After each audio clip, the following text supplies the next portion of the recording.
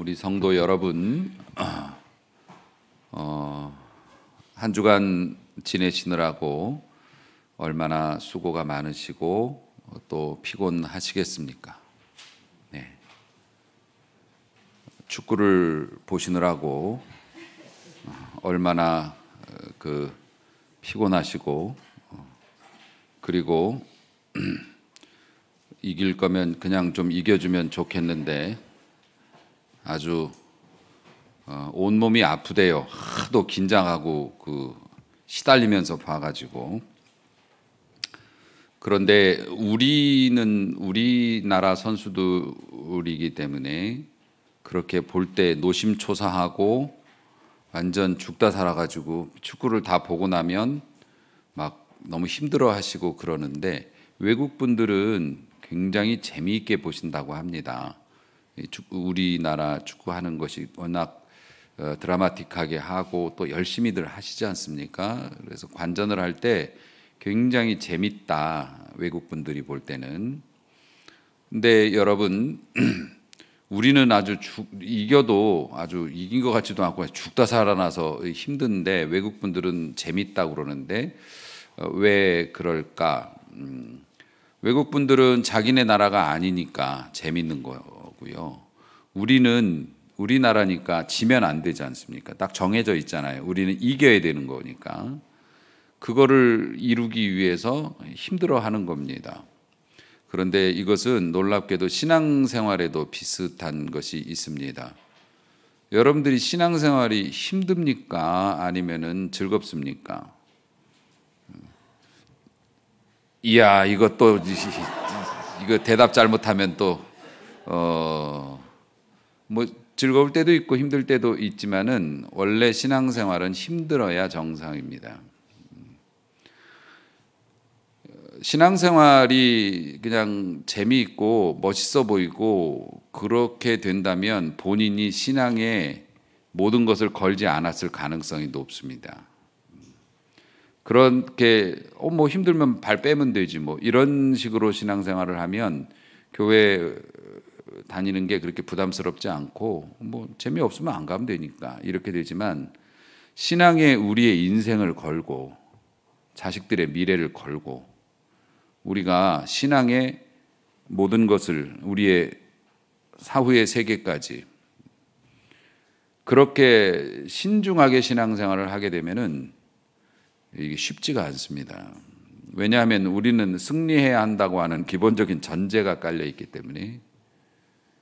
그래서 신앙생활이 좀 어렵고 힘든 것이 사실은 정상입니다. 그래서 전도할 때, 특히 기독교를 불신자에게 소개할 때 예수 믿으면 만사형통이고 뭐 다 잘 되고 뭐 우리 교회 다녀갖고 잘된 사람 많다고 와보라고 그러면 나중에 문제가 될 가능성이 높습니다.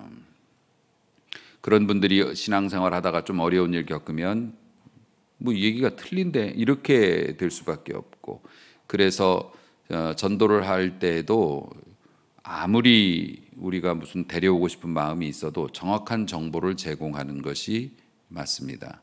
오늘은 그 정확한 정보에 관한 말씀을 드리려고 하는 것입니다.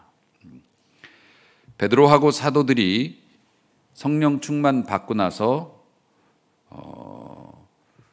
안전뱅이를 예수의 이름으로 일으킨 역사 때문에 예루살렘이 발칵 뒤집어졌고, 말씀드렸죠. 기적이 나타났다고 다 목회자가 아니고, 기적이 일어났다고 다 좋은 믿음이 있는 사람이 아니라고, 기적이 일어난 다음에 반드시 복음을 전하는 것과 연결이 되어져야 이게 제대로 된 기적과 표적이고 하나님이 영광을 받으실 만한 일이라고 하는 것. 베드로와 요한 그리고 다른 사도들이 이러한 기적이 일어난 것을 틈타서 예수의 이름을 확실하게 증거하니 오늘 본문만 봐도 믿는 사람이 5,000명이, 남자만 5,000명이랍니다. 그러면 지난번에 한 번 거둔 게 3,000명이고 이 또 믿은 게 안전뱅이 사건 이후로 믿은 게 5,000명이면 남자만 8,000명. 왜 그 나라는 남자만 자꾸 그러는지 몰라. 여자도 있는데. 원래 교회는 여자들이 더 잘 다니지 않나요? 아닌가? 예. 미안합니다. 보통 신앙생활 여자분들이 더 많은 관심을 갖고 하시고, 그러니까는 학자들이 추측기로는 당시에 적어도 2만 명의 예수를 따르는 사람들이 베들레헴, 예루살렘에 있었다. 예루살렘의 인구가 그 당시에 몇 명이었는지 정확히 알 수는 없지만 그 조부가 터진 그 예루살렘 시가지에서 2만 명이 개종을 한다. 그것도 유대교에서. 그거는 진짜 엄청난 사건이고 큰 뉴스였습니다. 그런데 이런 놀라운 일이 일어나서 얼마나 그 초대교회 성도들이 기뻤겠습니까? 특히 12사도들 같은 경우에는. 이야. 그런데 정반대의 생각을 하는 사람들이 있었죠. 못 견디겠는 거예요. 그렇게 사람들이 예수님을 따라가는 게 진짜 견딜 수가 없는 거예요. 그냥 확 죽어버리고 싶을 정도로 못 견디는 사람들이 있었습니다. 누구냐면 제사장, 사두개인들은 종교의 이름을 가지고 정치를 하는 자들입니다. 당시의 권력자들과 야합을 해가지고요, 그들에게 권한을 위임받아서 권리 행사를 하고, 이게 이스라엘이 종교 공동체이기 때문에 그 종교적인 성전을 중심으로 이권을 획득하는, 그러니까 이 사람들도 못 견디겠는 거예요. 예수님을 사람들이 영접하고 막 그렇게 되는 것을. 제사장들도 물론이고요. 그러면 제사장이나 사두개인들 하나님 섬기는 사람 아닙니까? 그런데 왜 예수를 믿고 사람들이 막 개종하고 이러는 것에 대해서 그렇게 막 못 견딜 정도로 힘들어했을까? 손님이 줄어들지 않습니까? 당시에는 교회가 하나밖에 없었다고요. 예루살렘 성전.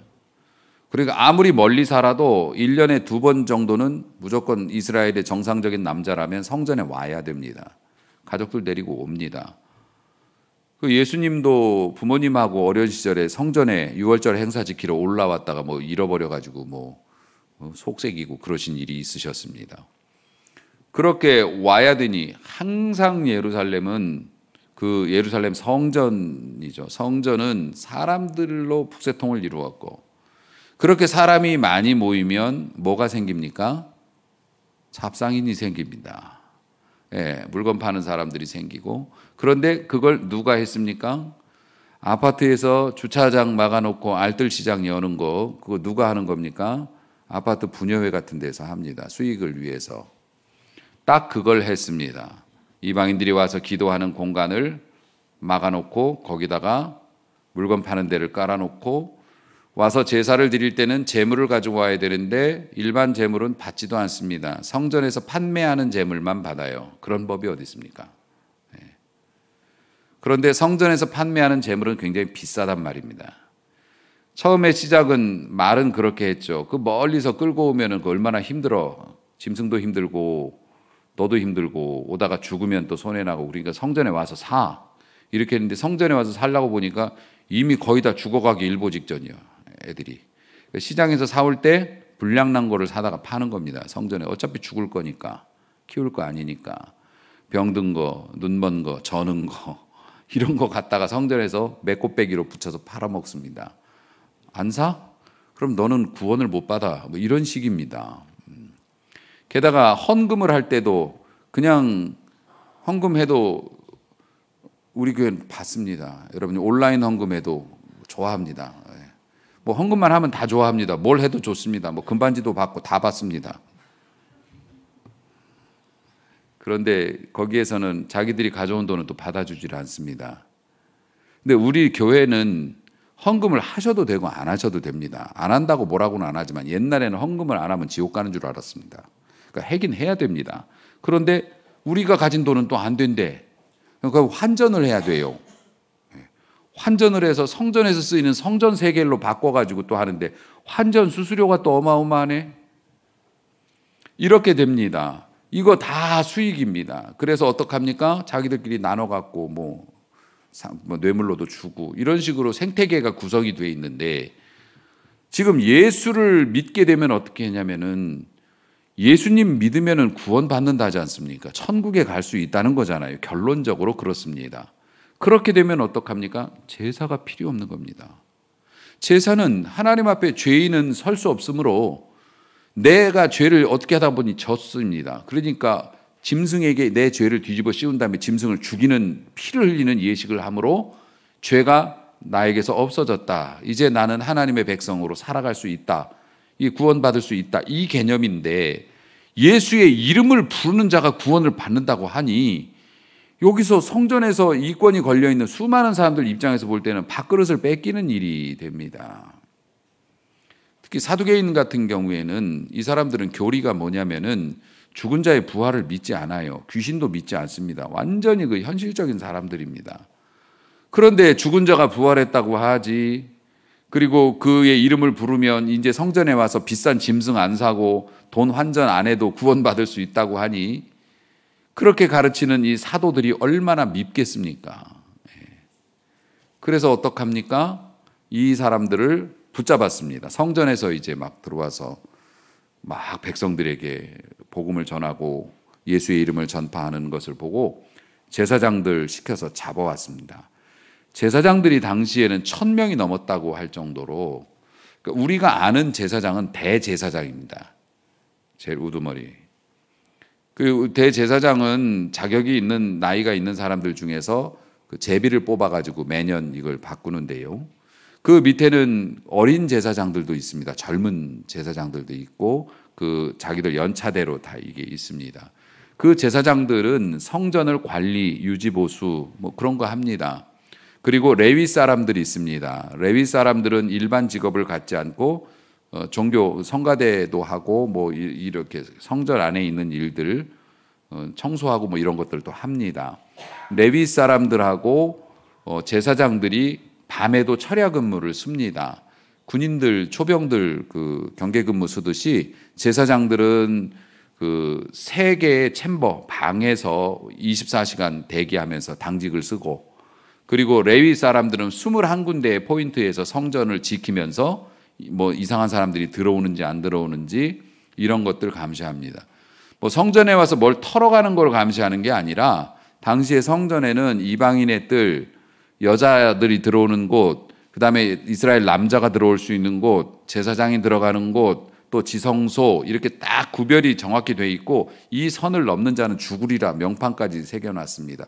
이 사람들은 그걸 목숨같이 지켜요. 지금으로 보면 그게 뭘까 싶은데 그 사람들은 또 그게 사명이라, 그러니까 도둑이 와서 뭘 훔쳐갈까 봐가 아니라 이 경건한 성전에 규율을 어기는 자가 있는지, 혹시 밤에 몰래 와서 이 안으로 들어오는 자가 있는지, 성전에서 하나님이 노하면 우리가 벌 받는다 이거기 때문에 그걸 감시하느라고 밤새 경계 근무를 쓰고, 제사장들은 우리가 성경 탐험에서도 봤습니다마는 그 초병들도 조는 사람들 있지 않습니까? 그럼 당직사관이 돌다가 걸리면은 얼차려도 죽고 그러듯이 막 매도 맞고 그랬다고 그럽니다. 그렇게 보초를 서는 사람들이 있었는데 이 사람들을 늦은 시간에 잡았던 것 같아요, 사도들을. 그래서 거기서 하룻밤을 가둬놨습니다. 집에 못 가게. 사실 그런 권한이 있는 건 아닌데, 사법권이 있는 건 아닌데 성전에서는 자기들 마음이니까 집에 못 가게 해놨습니다. 그리고 그 다음날 소위 말하면 재판이 열린 겁니다. 공의회가 열렸습니다. 거기에 보면은 뭐 원로들이 다 모인 거죠. 대제사장도 모이고, 우리는 증경이라고 하는데 증경총회장도 모이고, 그 전에 대제사장 했던 사람들, 그 어른들이 다 모이는데, 보통 그런 시기로 모이면 여러분들 같으면 어떻게 갑니까? 어깨에 막 힘 빡 주고 옷 있는 거 다 꺼내 갖고 입고 막 위엄을 갖추고 막 다 모이는 거 아닙니까? 그리고 오늘 보니까 사도들 가운데 세워놨다고 삥 둘러쌌습니다. 이 사람들이 위압적으로. 그러면서 신문을 하는 장면이 오늘 나옵니다. 이 사람들이 이렇게 이야기합니다. 7절 보면 사도들을 가운데 세우고 물어봅니다. 너희가 무슨 권세와 누구의 이름으로 이 일을 행하였느냐? 이 질문은 예수님도 받았던 질문입니다. 예수님이 병든 자들 고치거나 막 이런 기적을 행하시면 이 사람들이 와서 당신 누구 허락받고 이거 하는 거요? 이걸 물어봅니다. 왜냐하면 자기들은 허락을 받았거든요. 누구한테 허락받았나요? 로마 제국에게 허락을 받았습니다. 당시에는 로마가 이스라엘을 지배하고 있었습니다. 일제치하처럼. 그런데 로마가 볼 때는 쟤네들은 성전이라면 환장을 하는 겁니다. 그러니까 쟤네들은 성전에서 저들 하고 싶은 것만 하도록 내버려 두면 이 나라를 조용히 다스리는데 문제가 없겠네. 그래서 성전 관리하는 제사장이나 레위인들한테 그럼 너희들이 하던 방식으로 해. 우리가 뭐 신경 안 쓸 테니까. 이래서 위임을 받은 겁니다. 우리는 로마한테 위임받고 지금 성전 관리하고 사람들 단속하는 거 하는데 너네는 누구한테 허가를 받아가지고 누가 허락을 해줬냐? 이런 일들을 하는 거, 종교적인 행동을 하는 거. 아니, 종교적인 행동을 하는 게 자기들의 전유물이 됐어요. 그걸 본받은 게 천주교입니다. 천주교. 그래서 이게 문제가 있는 겁니다. 본인들은 아니라고 하지만 예수의 이름 말고도 다른 이름으로도 구원이 있음을 자꾸 암시하는 그런 제도와 전통이 있습니다. 그런 것들이 이제 문제가 됐던 것이죠. 이런 권세가 누구에게서 왔느냐고 그렇게 물어봅니다. 그러니까 왜냐하면은 이제 이 사람들이 대답할 게 뻔하거든요. 우리는 하나님이 시켜서 하나님 지금 네가 하나님 얘기하냐? 이러면서 종교법으로 이제 처벌을 하려고 사도들을 공동체에서 추방하려고 이제 그렇게 시비를 걸은 거죠. 베드로가 또 나섰습니다. 역시 다혈질이 은혜를 많이 받습니다. 일단 베드로가 또 등판을 합니다. 9절에서 이렇게 이야기를 합니다. 병자에게 행한 착한 일에 대해서 이 사람이 어떻게 구원을 받았는지 궁금하시다면 제가 말씀드리죠. 라고 포문을 열었습니다. 그러면서 10절에 이 병자에게 행한 착한 일이라고 하는 게 착한 일이라는 게 은혜라는 뜻입니다. 그러니까 여러분에게 제가 여러분 착한 일을 좀 하세요 나가서 라고 말하면 여러분은 뭘 해야 되는 겁니까? 다른 사람에게 은혜를 베풀어야 하는 겁니다. 은혜의 전제 조건은 뭡니까? 은혜는 또 선물이라는 단어하고 같다고 그랬죠. 그럼 선물은 뭡니까? 내가 대가를 바라지 않고 그냥 주는 겁니다. 주는 겁니다. 그렇게 베풀어 주는 겁니다. 그러니까 여러분들이 착한 일을 좀 하시기 바랍니다. 기다리고 있겠습니다. 그렇게 하나님께서 은혜를 베풀어 주셨어요. 그러니까 그게 착한 일이에요. 하나님께서 우리에게 착한 행동을 하셨습니다. 그래서 이 사람이 구원받았습니다. 그래서 이 사람이 이렇게 된 것에 대해서 내가 설명을 드리자면 10절 너희와 너희라는 건 둘러싼 제사장들이죠. 너희와 모든 이스라엘 백성들은 알라 너희가 십자가에 못 박았다. 그런데 하나님이 죽은 자 가운데 살리신 나사렛 예수 그리스도의 이름으로 명령했더니 이 사람이 건강하게 됐다. 이렇게 이야기를 하고 있습니다. 이 뼈를 때리는 질문이죠. 당신들이 죽였잖아. 그런데 하나님이 살리셨다고. 그분이 예수고 메시아야. 그래서 우리는 그분의 이름으로 일어나라고 그랬더니 일어나갖고 봐. 지금 돌아다니고 있잖아. 그 병자도 여기 와 있었거든요. 병자가 막 앞에 있고 사람들이 막 이 사람 그 사람 막 그러면서 와 하고 사람들이 막 둘러싸니까 베드로가 왜 우리가 이 사람을 일으킨 것처럼 우리를 주목하느냐 뭐 그러면서 또 기적에는 반드시 복음이 증거되니까 예수의 이름 막 이러고 병자도 맞아요 그러다 잡혀갔거든요. 그러니까 병자도 여기서 같이 돌아다니고 있었다고요. 그러니까 이 사람이 보라고 당신들도 아는 사람 아니냐고.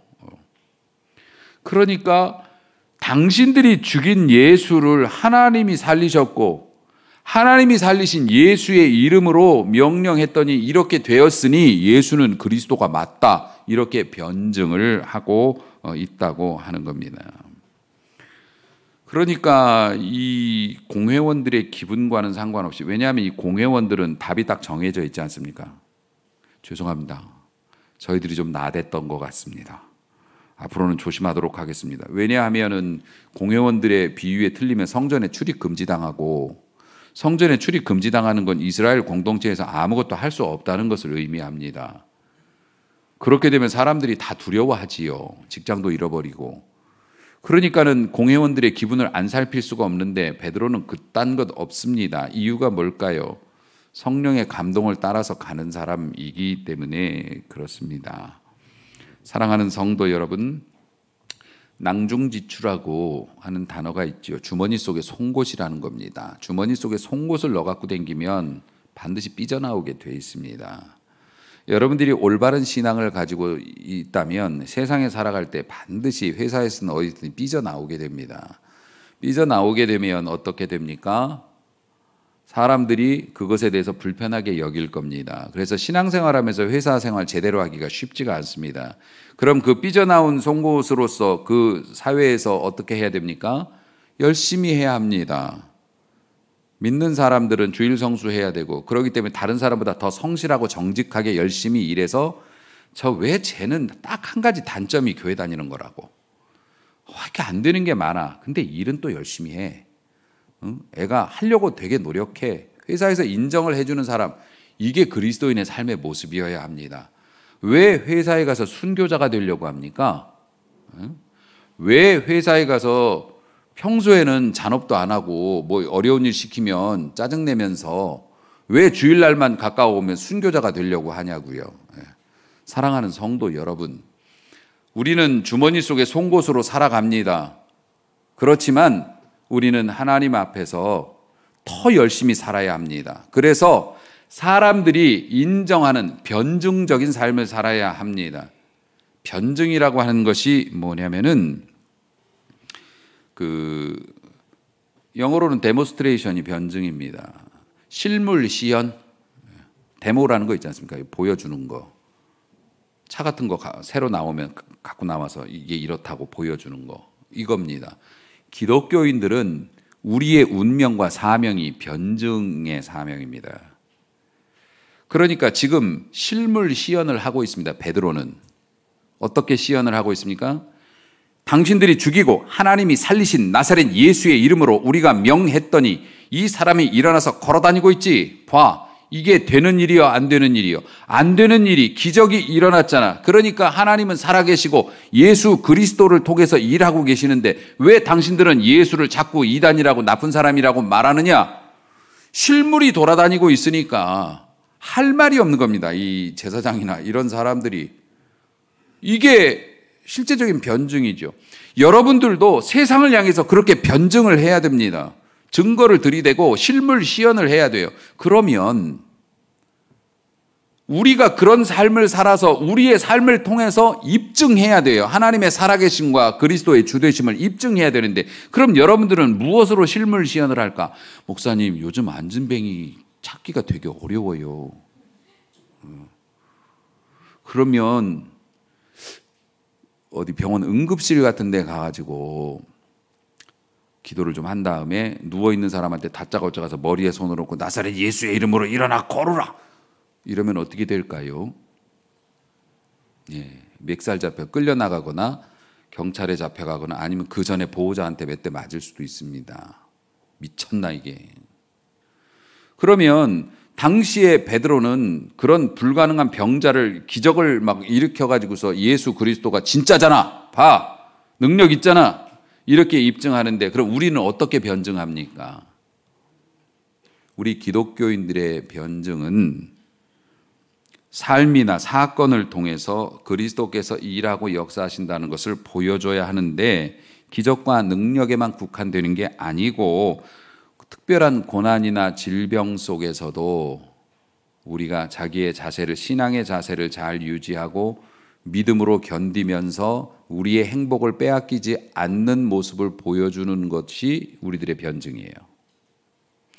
다시 말해서 다른 사람들이 볼 때는 이야, 저 어떻게 저렇게 살아가냐, 저런 어려운 일을 겪고 어떻게 저렇게 당당하게 또 자기 할 일들을 감당하고 출근하고 일을 할까?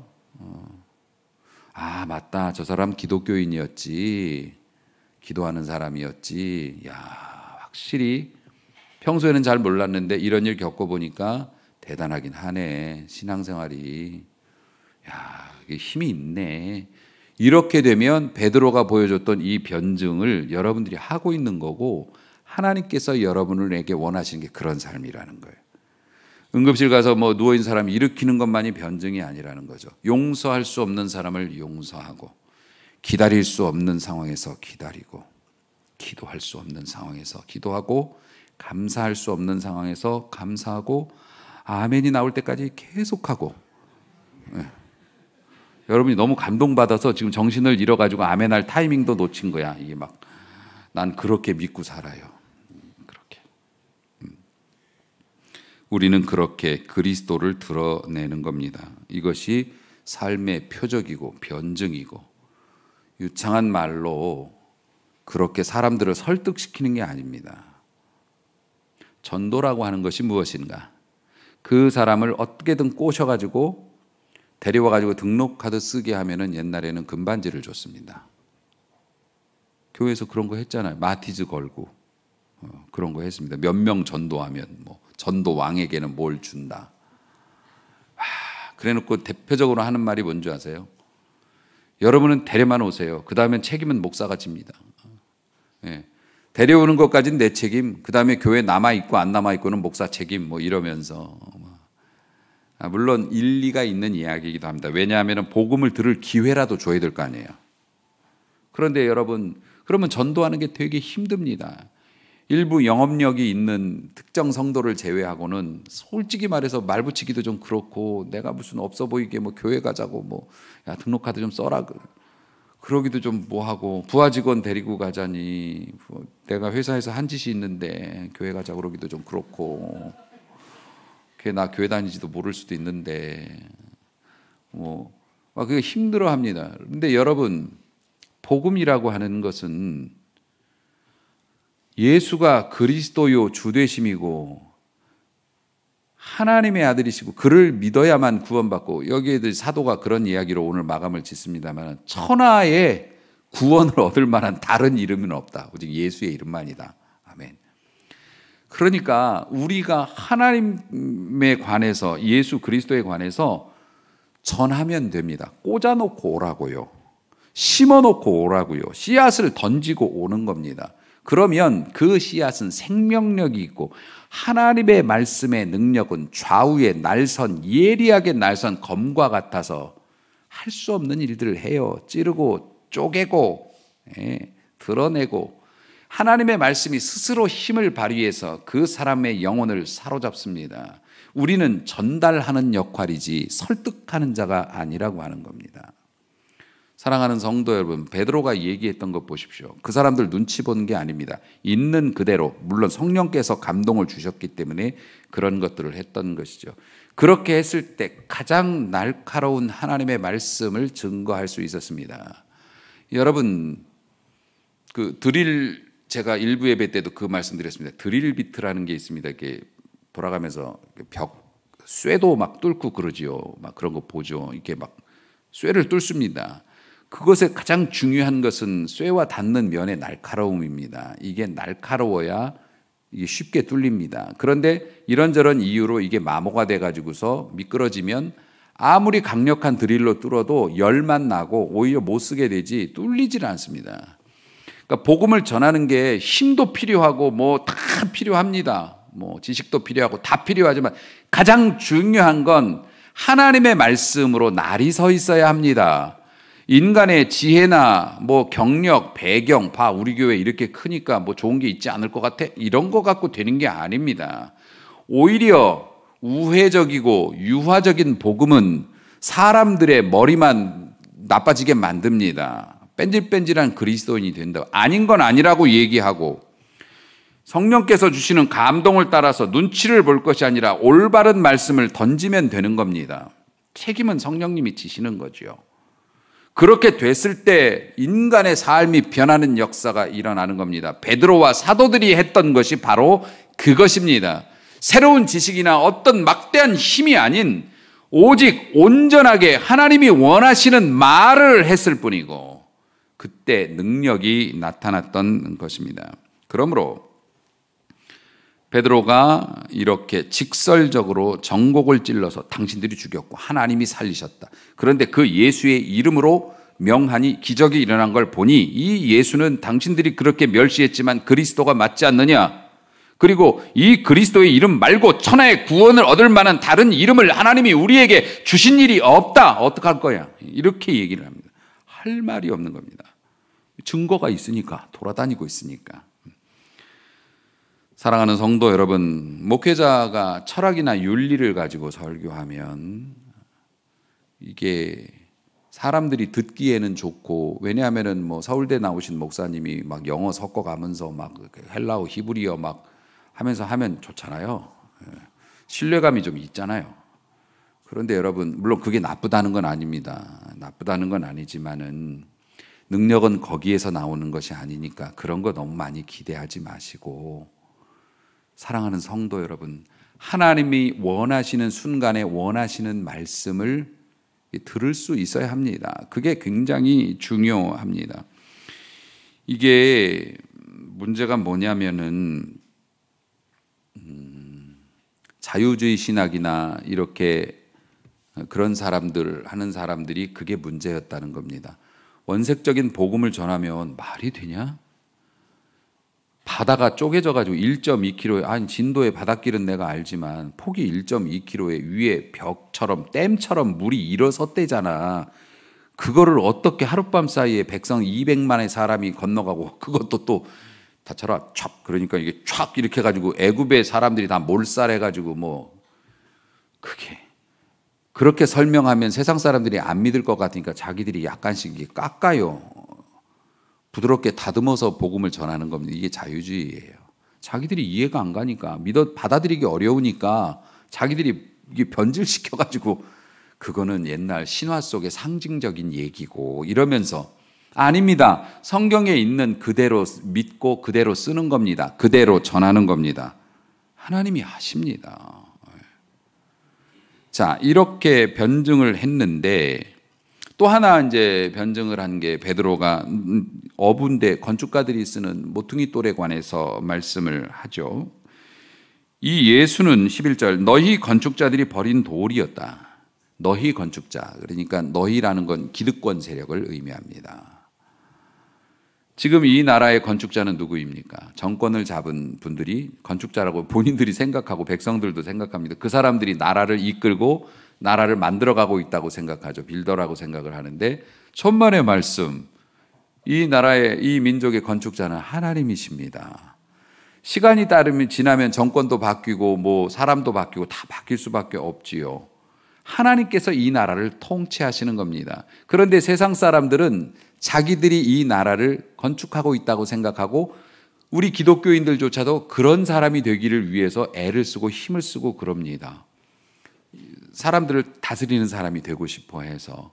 그런데 그 다스리는 사람들에게 권한을 그 사람들이 그렇게 가진 다음에 고작 한 일이 뭡니까?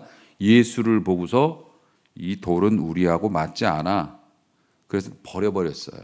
그런데 하나님께서 이걸 주워다가 집에 가장 중요한 모퉁이 돌로 삼으셨답니다. 당신들은 예수를 쓸모없는 돌이라고 패대기치고 죽였지만 하나님께서는 그 돌을 성전의 가장 중요한 모퉁이 돌, 기초가 되는 돌로 삼으셨다. 이러면서 핵심적인 말씀을 하죠. 다른 이로서는 구원받을 수 없다. 천하 사람 중에 구원을 받은 다른 이름을 우리에게 주신 바가 없다. 이렇게 말을 하니 난리가 났습니다. 일단 베드로가 너무 말을 잘해.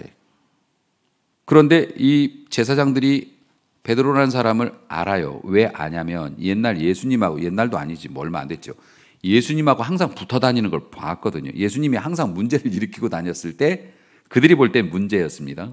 성전에서도 막 실로암 물가에서 막 눈 띄우고 막 이런 거 할 때 항상 베드로가 옆에서 왔다 갔다 하는 걸 이렇게 봤거든요. 뒤에서. 저것도 한패구나 봤단 말입니다.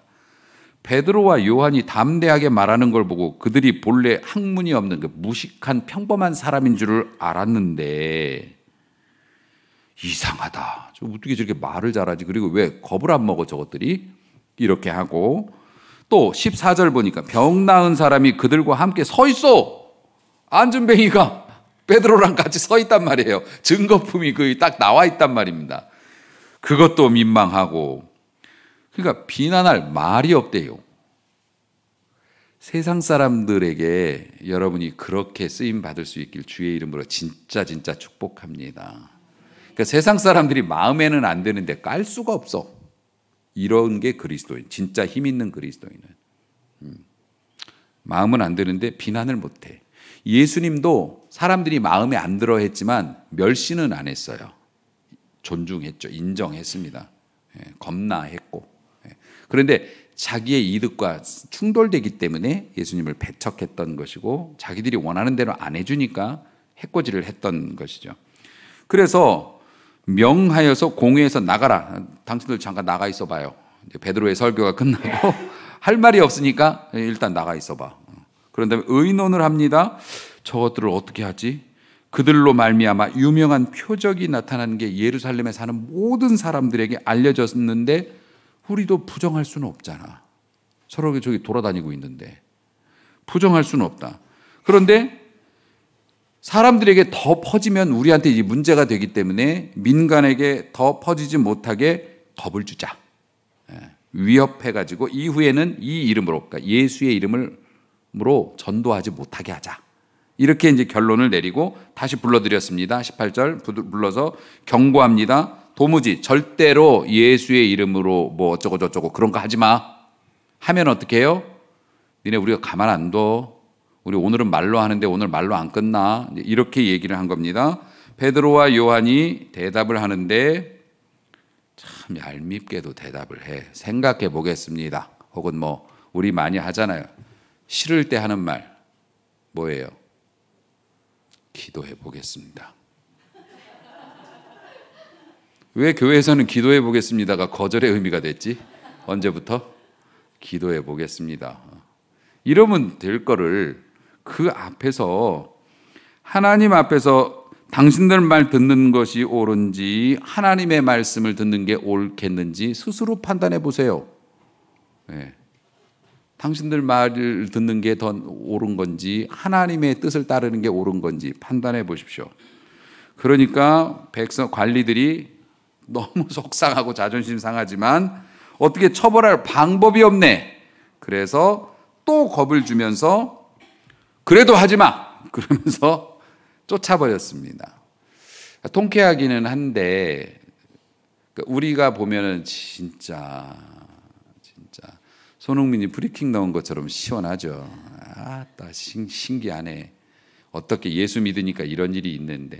근데 목회자 시각에서 볼 때는 겁나는 거죠. 그게 뭐냐면은 이 사람들이 진짜 웬만하면 꼰대들이라 한마디씩 할 거거든요. 그런데 잭소리 못하고 놔줬다는 건 그만큼 완벽하게 복음이 변증되고 증거되어졌다는 겁니다. 그러니까 자기들도 울림이 있었던 거예요. 납득이 돼버렸어요. 그런데 그럼 납득이 됐으면 어떻게 돼요? 우리가 어떻게 하면 좋을까 해야 되는 거 아닙니까? 그런데 이 사람들이 뭐라고 그래요? 겁이라도 주자. 일단 우리가 할 수 있는 게 없으니까. 할 수 있는 게 왜 없어? 예수를 구주로 영접하면 되지. 그런데 끝내 영접을 하지 않았습니다. 그리고 나중에는 야고보 사도를 죽여버렸습니다. 살해했다고요. 결국 그 야고보 사도가 살해된 거 야고보 맞죠? 예. 야고보 사도가 살해가 된 것으로 인해서 사람들이 기독교인들이 예루살렘 시가지 안에서만 전도하다가 생명의 위협을 느끼고 팍 하고 퍼져나갔죠. 도망을 갔거나 뭐 피신을 했는데 이게 디아스포라라고 해서 씨앗이 민들레가 이렇게 있다가 훅 불면 날아가는 것처럼 날아가서 오히려 복음이 더 확 퍼져가는 그런 계기가 되기도 했습니다마는 결국엔 야고보 사도를 죽인 것까지 갔다면 이 사람들이 회개를 하지 않은 거잖아요. 그런데 이 사람이 분명히 은혜를 받은 겁니다. 하나님의 선물을 받았어요. 이런 확실한 변증을 어디 가서 듣습니까? 받았는데 받아들이지 않았던 이유가 뭐지요? 현실적인 이유였어요. 당신들이 말이 옳다고 하더라도 그 말을 따르기에는 너무 데미지가 커요. 일단 제사장으로서 직장을 잃어버릴 거예요. 생계가 막막해요. 그리고 지금 매달 들어오는 수입이 얼만데 당신들의 말을 옳다고 해버리면 그게 뚝 끊긴다면 너무 어려울 것 같아요. 여러분들이 예수의 뜻대로 살기 위해서 한 달에 1억씩 들어오던 돈을 포기해야 된다면 되겠냐고요. 그러니까 이 제사장들은 현실적인 방법, 이게 옳은 것 같기는 한데 증인까지 있으니까 웬만하면 우리가 말하는데 말을 못할 정도로 완벽해. 하나님이 그분이 메시아 맞는 것 같아. 근데 지금 우리는 너무 달콤해. 내가 이 자리까지 올라오느라고 뇌물을 얼마 주고 얼마나 성전에서 보초 쓰면서 고생했는데 내가 이걸 내려놓을 수는 없어. 우리가 늘 겪는 문제지 않습니까? 예수님의 말씀이 맞아. 목사님이 이렇게 하라고 하는 게 맞기는 맞아. 신앙적으로 볼 땐 맞은 거야. 근데 그렇게 하기엔 내 삶의 데미지가 너무 커. 그래서 어떻게 됩니까? 말은 못하지만 언젠간 해야지 그러면서 밀어놓습니다. 이렇게 되면 어떻게 되느냐? 예수님께서 그렇게 말씀하셨습니다. 한 사람에게 보니까 어느 집이 막 너무 막 귀신이 들어와 한 마리가 살고서 지저분해. 그래서 이거를 귀신을 쫓아내고 청소를 깨끗하게 했습니다. 지금 이게 뭡니까? 이 들은 사람들에게 복음이 전파되어 가지고 이 사람들의 마음이 일시적으로 흔들렸던 겁니다. 그런데 거기에 성령께서 자리 잡고 집주인이 들어와 살질 않으니까 귀신이 쫓겨났던 애가 지나가다 보고 내가 살던 집 내가 쫓겨났는데 가만히 보니까 또 빈집이네. 친구들 7명 데려와서 또 더 엉망진창으로 살았어요. 딱 그겁니다.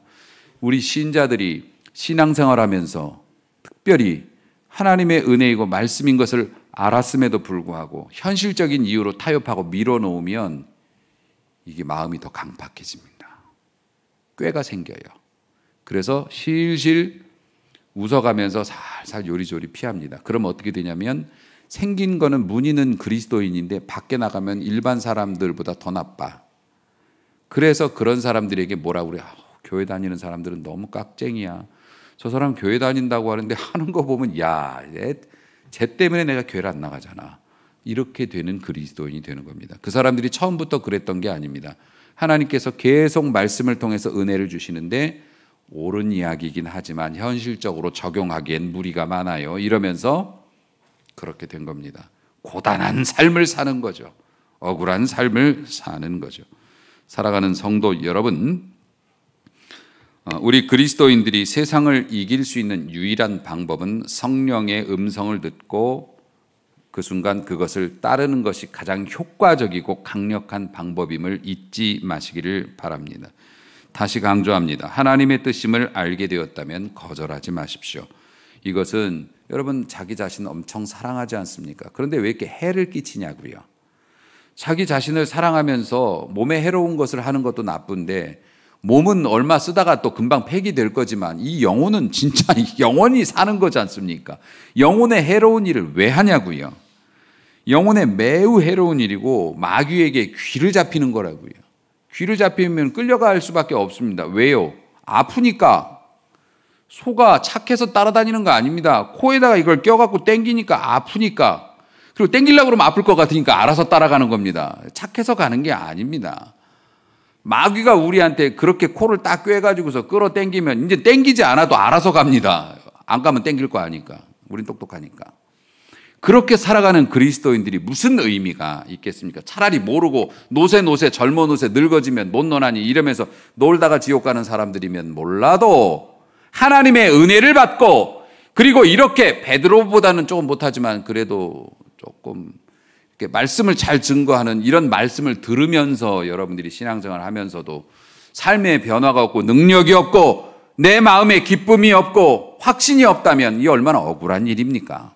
그리고 하나님께서 여러분을 변증자로 이 세상에 세우셨는데 여러분의 삶을 통해서 예수 그리스도의 주되심을 증거하고 많은 영혼들이 주께로 돌아오는 것들을 봐야 하는데 사랑하는 성도 여러분, 우리는 왜 세상의 건축자가 되기를 원해서 우리 애들을 그렇게 내몰고 왜 그렇게 되지 못한 것에 대해서 세상 건축자가 되는 것만을 꿈꾸고 살아가야 하는지 여러분 더욱 완전케 하시는 그리스도를 닮아가는 삶을 추구하고 베드로처럼 성령의 인도하심을 받아 조건이나 환경에 얽매이지 않는 그런 모습으로 세상을 이기는 진정한 변증자의 삶을 살아가실 수 있기를 주님의 이름으로 축복합니다. 기도하겠습니다.